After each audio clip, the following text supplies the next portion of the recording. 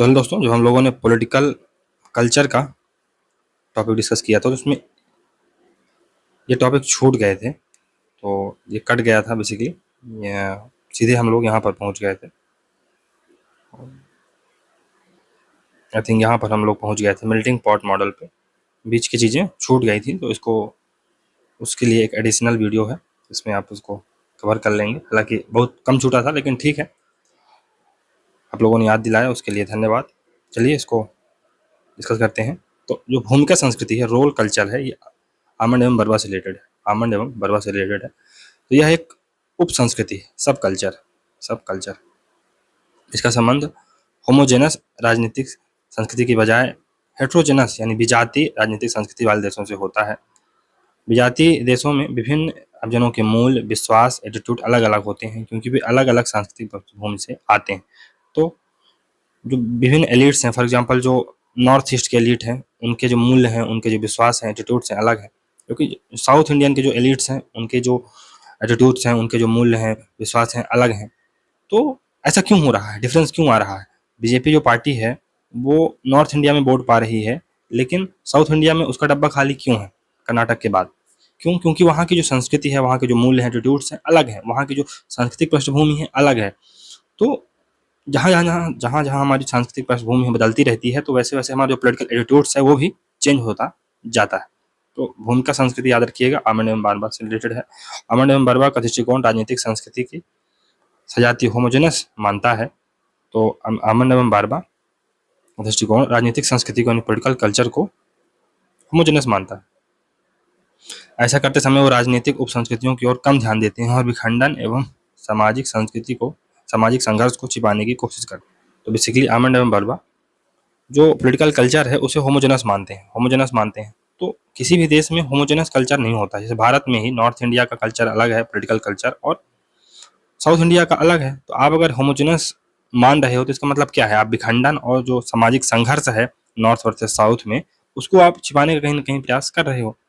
इसके विपरीत जो रेडिकल अप्रोचेज हैं, वर्ग, नस्ल, लिंग पर आधारित जैसे सामाजिक विभाजनों के महत्व को उजागर करते हैं। तो जो रेडिकल अप्रोचेज हैं वो देखती हैं कि वर्ग के आधार पर भारत बटा हुआ है, नस्ल के आधार पर, लिंग के आधार पर भारत में ज़्यादा सामाजिक विभाजन है, और आप इसको दरकिनार नहीं कर सकते हैं। फिर स्लीपिंग डॉग्स थ्योरी ये आती है, तो ये भी आमंड एवं बरवा से रिलेटेड है। इसका तात्पर्य है कि अमेरिका वासी जब तक कोई घोटाला, युद्ध या आर्थिक संकट नहीं आता है, तब तक वो राजनीति की तरफ ध्यान नहीं देते हैं। आमंड एवं बरवा ने लोकतांत्रिक संस्कृति के स्लीपिंग डॉग का सुझाव दिया, जिसका अर्थ है कम भागीदारी। तो ये जब तक कोई युद्ध नहीं होगा, जब तक कोई घोटाला नहीं होगा, तो कब तक कम भागीदारी करते रहेंगे। और सरकार, तो अगर आप कम भागीदारी कर रहे हैं, इसका मतलब है कहीं ना कहीं आप सरकार के साथ संतुष्ट हैं, सरकार के साथ आप व्यापक रूप से संतुष्ट हैं। तो ये सरकार के साथ व्यापक संतुष्टि का संकेत देती है। राजनेता इसको बनाए रखने के पक्ष में होते हैं। दूसरी तरफ आधी से कम वयस्क आबादी मतदान करना परेशानी का काम समझती है, जैसे कि संयुक्त राज्य अमेरिका में नियमित रूप से होता है। यह सिद्धांत अलगाव एवं अंतर्निहित नुकसान, एलिनेशन एंड इनग्रेन्ड डिसएडवांटेज को दर्शाता है। तो हम में से भी अभी भी आप देख लेना 50 से 60% वोटिंग परसेंटेज है। लोगों को लगता है शादी विवाह वहाँ चले जाओ, गर्मी है कौन जाए। तो ये क्या है? एक प्रकार से मतदान करना भी लोग बहुत ही परेशानी का काम मानते हैं। अब सामाजिक पूंजी, सोशल कैपिटल, तो इसे हमने कहीं अन्यत्र इसको पढ़ रखा है। रॉबर्ट पुटनम का कॉन्सेप्ट है, ये उसे के हैं। बॉलिंग अलोन इनकी पुस्तक है, the collapse and revival of American community, 2000 में आती है। मेकिंग डेमोक्रेसी वर्क, ये 1993 में इनकी पुस्तक आती है, मेकिंग डेमोक्रेसी वर्क। और अमेरिकन ग्रेस, ये 2010 में इनकी पुस्तक आती है। तो सोशल कैपिटल में क्या आता है? नागरिक सद्गुण, नागरिक सक्रियता, बंधुत्व का मिश्रण है। तो सोशल कैपिटल किस चीज़ से बनती है? आपके पास सिविक वर्चूज होनी चाहिए आपके पास। उसके साथ साथ आप पार्टिसिपेशन करें, सक्रिय भागीदारी निभाएं सिटी स्टेट के अफेयर में, और आपके पास ब्रदरहुड की फीलिंग होनी चाहिए। ऐसा नहीं कि आप एक दूसरे को हीनता की दृष्टि से देखें। सामाजिक पूंजी की अवधारणा 1970 के दशक में सामाजिक एवं सांस्कृतिक कारकों को उजागर करने के लिए विकसित की गई थी। इस शब्द का प्रयोग तभी से सामाजिक जुड़ाव को दर्शाने के लिए किया जाता है। सामाजिक जुड़ाव को दर्शाने के लिए किया जाता है। यह नागरिक जुड़ाव को बढ़ाती है। शिक्षा एवं सक्रिय नागरिकता में तनाव हो तो यह सामाजिक पूंजी घट या बढ़ सकती है। तो अगर शिक्षा एवं सक्रिय नागरिकता में तनाव हो, आप अगर कॉन्स्टेंटली पॉलिटिकल पार्टिसिपेशन नहीं कर रहे हैं, आप शिक्षित नहीं हैं, तो सामाजिक पूंजी क्या है? घट जाएगी। तो अगर कोई केस होता है, मान लो किसी भी सोसाइटी में कोई केस हो गया, कोई घटना घट गई, तो पुलिस की बातें कौन मानेगा? जो अशिक्षित लोग होंगे वो पुलिस की बातें नहीं मानते हैं। उनका तो एक रवैया होता है कि जब तक लाश यहाँ से नहीं हटेगी जब तक कि कंपनसेशन ना मिल जाए। लेकिन जो सक्रिय लोग होंगे, जो हमेशा जो शिक्षित लोग होंगे, वो एक प्रकार से कॉम्प्रोमाइज़ की बातें करेंगे, चलो प्रशासन को भी ज़्यादा तंग न किया जाए और एक बीच का रास्ता निकाल लिया जाए। अगर आप जैसे मान लो आपकी सोसाइटी में अगर नागरिक सक्रियता है, लोग वहाँ पर नेता टाइप के लोग हैं, तो वो एक प्रकार से मध्यस्थता का काम करेंगे, सामाजिक पूँजी इससे बढ़ेगी। जो प्रशासन और लोगों के बीच संबंध है वो बढ़ जाएगा, ये बात होती है। तो आधुनिक समाज में सामाजिक पूंजी में कथित गिरावट को एकलवादी परिवार, व्यक्तिवाद के उदय और सामाजिक और भौगोलिक गतिशीलता में वृद्धि के साथ जोड़कर देखा जा सकता है। लोगों को किसी से मतलब ही नहीं है ना, एकलवादी परिवार है, आप देखते हैं अपार्टमेंट में ऊपर से नीचे तक लोग भरे पड़े हैं और एक एक व्यक्ति दूसरे को नहीं जानता है, व्यक्तिवाद का उदय हो चुका है। सामाजिक और भौगोलिक गतिशीलता एक प्रकार से बहुत ज़्यादा बढ़ गई है, लेकिन फिर भी लोग आपस में जुड़े हुए नहीं। आप किसी भी समाज में आते हो तो आप जुड़ नहीं पाते हो ना उससे, लोगों को लगता है अरे क्या ही हो जाएगा, हटाओ, ये बात है। तो सामाजिक पूंजी उसमें गिरावट, तो रॉबर्ट पुटनम ने अपने लेख bowling alone America's declining social capital 1995 में संयुक्त राज्य अमेरिका में घटती सामाजिक पूंजी की ओर ध्यान आकर्षित किया है और तर्क दिया है कि अन्य औद्योगिक देशों में अमेरिकी रुझानों का पालन करने की संभावना है। पुटनम ने उत्तर नागरिक पीढ़ी पोस्ट सिविक जनरेशन उद्भव पर प्रकाश डाला है। समुदायवाद से प्रभावित पुटनम के विचार विभिन्न तरीकों से घटती सामाजिक पूंजी की व्याख्या करते हैं। नागरिक जुड़ाव में गिरावट को उपभोक्तावादी पूंजीवाद की बजाय और भौतिकवादी और व्यक्तिवादी मूल्यों के प्रसार से समझाया गया है। रूढ़िवादी विचारकों ने लंबे समय से परंपरा के रूप में सामाजिक पूंजी के अपने दृष्टिकोण, पारस्परिक मूल्य, ट्रेडिशनल वैल्यूज का समर्थन किया है। ये ऐसे मूल्य और विश्वास हैं जो माना जाता है कि पिछली पीढ़ियों से पारित हुए हैं और इसलिए ये एक प्रकार की राजनीतिक या एक प्रकार की सांस्कृतिक आधारशिला का निर्माण करते हैं। रूढ़िवादी राजनेता ऐसे मूल्यों को नियमित रूप से मजबूत करने व उनका बचाव करने के लिए कहते हैं। वे मानते हैं कि सामाजिक सामंजस्य और राजनीतिक स्थिरता की पूंजी है। तो वे मानते हैं कि सामाजिक सामंजस्य और राजनीतिक स्थिरता की पूंजी है। उदाहरण के लिए 1980 के दशक में यूके में मार्गरेट थैचर ने विक्टोरियन मूल्यों के पुनरुत्थान का आह्वान किया। जॉन मेजर की बैक टू बेसिक पहल ने 1970 के दशक में भी ऐसा करने का प्रयास किया। अमेरिका में रोनाल्ड रीगन ने सीमांत विचारधारा फ्रंटियर आइडियोलॉजी की धारणा को अपनाया। अमेरिकी पश्चिम की विजय और आत्मनिर्भरता, कड़ी मेहनत, साहसिकता के गुणों को अनुकरणीय मानते हैं। राजनीति में तर्कवाद, रैशनलिज्म इन पॉलिटिक्स में उनका एक लेख आया था माइकल ऑक्सफोर्ड ने, निरंतरता और परंपरा के बचाव में लिखा। ऑक्सफोर्ड ने तर्क दिया है कि पारंपरिक मूल्य और स्थापित रीति रिवाजों को उनकी परिचितता के कारण कायम रखा जाना चाहिए, उनका सम्मान किया जाना चाहिए, क्योंकि ये आश्वासन, स्थिरता और सुरक्षा की भावना पैदा करते हैं। जो हमारे पारंपरिक मूल्य हैं उनको बचाए रखना चाहिए। इससे क्या होता है, लोग आपस में जुड़े रहते हैं, सामाजिक पूंजी बनी रहती है। एक रूढ़िवादी होने के लिए ऑक्सफोर्ड ने सुझाव दिए हैं, फेमिलियर टू अननोन, यानी अज्ञात के स्थान पर परिचित को प्राथमिकता देना। फिर पूर्व उपयोग को प्राथमिकता, ट्राइड टू अनट्राइड, रहस्य की बजाय तथ्य, फैक्ट टू मिस्ट्री, संभव की बजाय वास्तविक को प्राथमिकता देना, असीम की बजाय प्राथमिकता सीमित करना, लिमिटेड टू अनबाउंड, दूर से निकट, पर्याप्त को प्राथमिकता देना, पूर्ण की बजाय सुविधाजनक, और यूटोपियन आनंद की बजाय वर्तमान हंसी पर हमें फोकस करना चाहिए। पारंपरिक मूल्यों और स्थापित मान्यताओं की रक्षा नव रूढ़िवाद के केंद्रीय विषयों में से एक रही है। संयुक्त राज्य अमेरिका में डेनियल बेल, इरविंग क्रिस्टोल ने आध्यात्मिक मूल्यों के विनाश के खिलाफ चेतावनी दी है। सामाजिक पूंजी पर बहस एक वैकल्पिक दृष्टिकोण यह नहीं बताता कि सामाजिक पूंजी पर बहस का एक वैकल्पिक दृष्टिकोण यह नहीं बताता कि राजनीतिक या नहीं बताता कि नागरिक जुड़ाव या सामाजिक जुड़ाव में गिरावट आई है।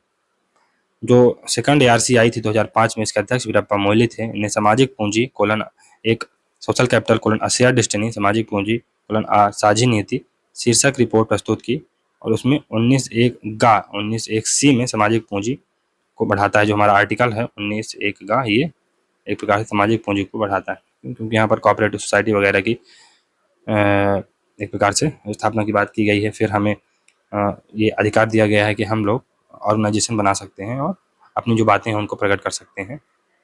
सिंबॉलिक कैपिटल, प्रतीकात्मक पूंजी, ये पियरे बोर्दिये की है।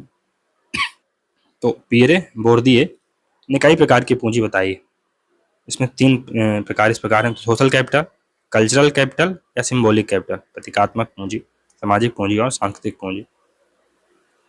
प्रतीकात्मक जो पूंजी है, सिंबॉलिक पूंजी है, वर्गीय समाज में पाई जाती है, जहां प्रभुत्वशाली वर्ग के प्रतीक सर्वस्वीकार होते हैं। तो ये एक प्रकार से कहाँ पाई जाती है, प्रभुत्वशाली वर्ग के प्रतीक सर्वस्वीकार होते हैं। और जो सिंबॉलिक पूंजी है कहाँ पाई जाती है, वर्गीय समाज में, क्लास बेस्ड जो सोसाइटी होती है। जैसे मार्क्स नहीं कहता है कि जो कैपिटलिस्ट सोसाइटीज़ हैं वो क्लास बेस्ड सोसाइटी हैं, और यहाँ पर जो पूंजीवादी मूल्य हैं वो एक प्रकार से सब स्वीकार करा दिए गए हैं।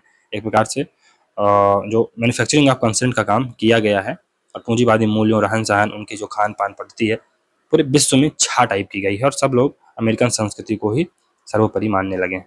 मौन क्रांति, साइलेंट रेवोल्यूशन का जो कॉन्सेप्ट है ये रोनाल्ड इंगलहार्ट ने दिया है। इनकी जो पुस्तकें हैं कल्चरल या culture backlash, Trump, Brexit and authoritarian populism 2019 में इनकी पुस्तक आती है, कल्चर ब्लैकलेस। फिर कल्चर इवोल्यूशन 2018 में आती है। Modernisation, cultural change and democracy 2005 में आती है। Culture shift in advanced industrial society 1990 में। तो साइलेंट रिवोल्यूशन 1997 में। इंडिया साइलेंट रिवोल्यूशन 2002 में क्रिस्टोफर जेफलॉर्ड की पुस्तक है। और कल्चरल रिवोल्यूशन 2018 में इसके लेखक हैं इंगलहार्ट। तो पश्चिमी यूरोपीय देशों में 1960 के दशक में काफ़ी उथल पुथल रही तथा आक्रोश भरी सक्रियता थी, पर 1970 के बाद निष्क्रियता आई। इस निष्क्रियता के कारण यूरोप के राजनीतिक जीवन में उत्तर भौतिकतावादी जीवन शैली, व्यक्तिगत स्वतंत्रता, आम अभिव्यक्ति को महत्व दिया जाने लगा। यही मौन क्रांति है। इसका कारण सेकंड वर्ल्ड वार के बाद जन्मी पीढ़ी थी। पोस्ट मटेरियलिज्म में व्यापक जनसहमति, सहिष्णुता, नागरिक सद्गुण आदि शामिल है। इंगलहार्ट ने यूरोपीय देशों का अध्ययन किया और कहा कि फ्रांसीसी, इटालियन और यूनानियों में राजनीतिक संतुष्टि, दूसरों पर भरोसा, जीवन संतुष्टि आदि की ओर कम ध्यान दिया जाता है। इन देशों में यह विरोधी दलों की सबसे बड़ी विशेषता है। इंगलहार्ट ने देखा कि अधिक स्थिर लोकतंत्रों के पास समर्थन का भंडार होता है जो उन्हें बुरे समय में टिकाए रखता है। तो जो ब्रिटेन है या जो यूएसए है, इतने समय से क्यों फंक्शनल डेमोक्रेसी बने हुए हैं? क्यों? क्योंकि लोगों के मन में, जैसे हमने कहा था ना, बाबा साहब ने क्या कहा था कि पॉलिटिकल डेमोक्रेसी इनफ नहीं है, हमें कहीं ना कहीं सोशल एंड इकोनॉमिक डेमोक्रेसी भी लोगों को देनी पड़ेगी। लोगों के अंदर एम्पावरमेंट लाना पड़ेगा, लोगों के अंदर जन समर्थन पैदा करना पड़ेगा, लोगों के अंदर डेमोक्रेसी के प्रति एक प्रकार से हमें भी मैन्युफैक्चरिंग ऑफ कंसेंट करनी पड़ेगी। लोगों के अंदर लोगों को ये बताना पड़ेगा कि democracy is the best form of government, और कुछ भी हो जाए हमें डेमोक्रेसी या कॉन्स्टिट्यूशनल जो पाथ है उससे भटकना नहीं है। तो यही बात है कि अगर कोई भी लोकतंत्र स्थिर है तो वहाँ पर जन समर्थन बहुत ज़्यादा होता है, लोगों की डेमोक्रेटिक वैल्यूज़ पर, डेमोक्रेटिक संस्कृति पर भरोसा होता है। लोग कोई छोटे मोटे मैटर पे या बहुत बड़ा मैटर हो जाए, लोग लठ डंडे लेके नहीं खड़े हो जाते हैं, लोग एक दूसरे को मारने पे उतारू नहीं हो जाते, जैसा कि थर्ड वर्ल्ड में होता है ना। फिर ये प्राच्यवाद ओरिएंटलिज्म का कॉन्सेप्ट ये कौन देता है? एडवर्ड साइड का है। और इन्होंने, इनकी पुस्तक है कल्चर एंड इम्पीरियलिज्म, 1993 में पुस्तक आती है कल्चर एंड इम्पीरियलिज्म, और कल्चर एंड रेजिस्टेंस ये भी उनकी पुस्तक आती है। तो साइद पोस्ट कॉलोनियल देशों पर पाश्चात्य देशों द्वारा थोपे जाने वाले सांस्कृतिक प्रभुत्व के खिलाफ बातें करते हैं। और होमी के बाबा भी यूरोसेंट्रिक के खिलाफ हैं कि जो चीज़ें हैं सब यूरोप की अच्छी हैं, बाकी सब की जो हैं सब बेकार हैं। ऐसा कुछ नहीं है। आप यूरोपियन इवन जो मार्क्सवादी विचारधारा है ये भी एक प्रकार से यूरोपियन या यूरोसेंट्रिज्म से ग्रसित है। क्यों? क्योंकि ये भी जैसे भारत में जब एक प्रकार से जो 1857 क्रांति हुई थी तो मार्क्स उसको क्रिटिसाइज करता है और कहता है कि यहाँ पर जो डिस्पोटिक रूल है, बेनेवोलेंट डिस्पोटिज्म है, वो सही है। जो अंग्रेज यहाँ पर कर रहे हैं सही कर रहे हैं। क्यों? क्योंकि इससे एक प्रकार से उसका जो तर्क था बेसिकली ये था कि जो अंग्रेज कर रहे हैं उससे अंग्रेज पूंजी लगाएंगे और यहाँ पर एक इंडस्ट्रियल बेस बनेगा, मजदूर एकत्रित होंगे और मजदूर एकत्रित होंगे तो वो क्रांति करेंगे। तो अंग्रेज सही कर रहे हैं, जबकि ऐसा था नहीं, अंग्रेज कुछ दूसरा ही कर रहे थे। यहाँ से रॉ मटेरियल ले रहे थे, इंडस्ट्री तो यहाँ पर वो तबाह कर रहे थे, बना तो कुछ रहे ही नहीं थे।